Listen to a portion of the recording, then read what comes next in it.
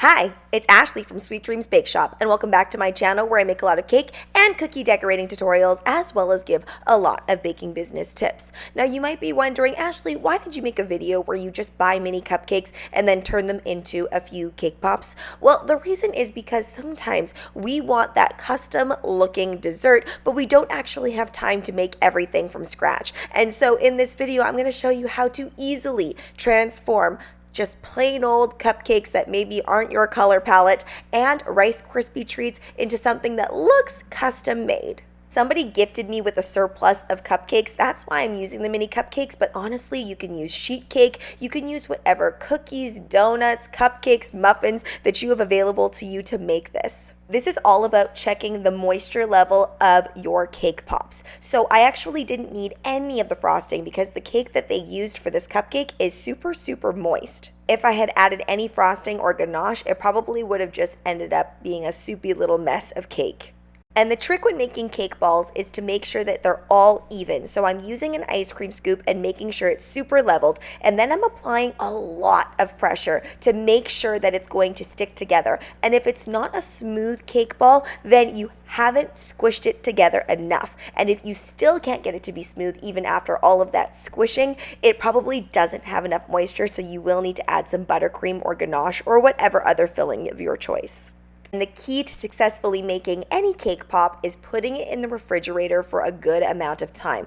At least 30 minutes will do the trick. If you want to speed it up, you can put it in the freezer, but a pre-warning that if you freeze it too much, when you dip it into the warm chocolate, your chocolate will crack. After preparing those cake pops, I'm going to prepare the Rice Krispie treats. So you can get these in much larger slabs. I was just at a grocery store that didn't have super large ones, so I decided to go with the individually packaged ones.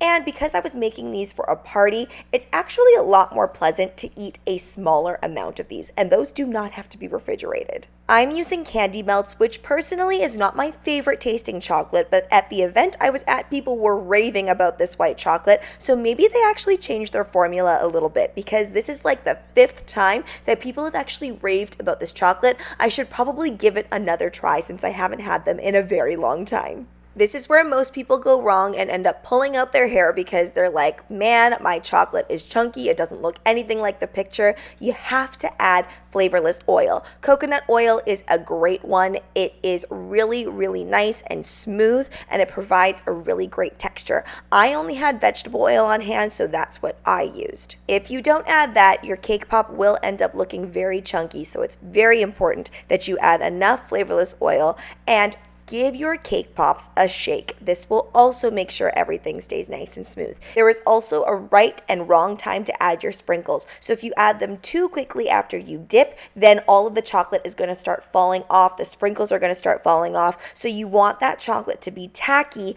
but you don't want it to still be dripping off of your cake pop. You can see here in the video that some of my cake pops are still mostly shiny. That means that they are still in optimal condition to add those sprinkles.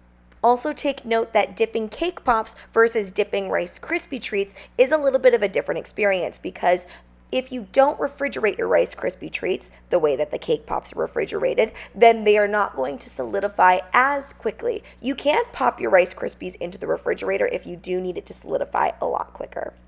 And just to be clear, I'm talking about the refrigeration process prior to dipping them, because this will change how quickly you can add on different toppings. Pop those back into the fridge and then go ahead and cut a very small hole into the tip of your piping bag, fill it with chocolate, and drizzle. You can do this with a fork. I've seen it done with a spoon. You get a lot better control if you just use a piping bag. Now, because this is chocolate, you could probably get away with using a Ziploc bag as long as you don't heat that chocolate up too much, or else it will wreck the integrity of that Ziploc or plastic bag. You can add on these edible pearls one of 2 ways. Actually, there's lots of different ways, but just using the white chocolate, you can add it on one of 2 ways. So I could have added this on to the drizzle portion, but these are a little bit heavier, so I did put an extra dab of that white chocolate on there. And by the way, this white chocolate is dyed with some Color Mill oil-based gel food colorant. Anytime that you are dyeing your chocolate, it has to be oil-based or else your chocolate will seize up.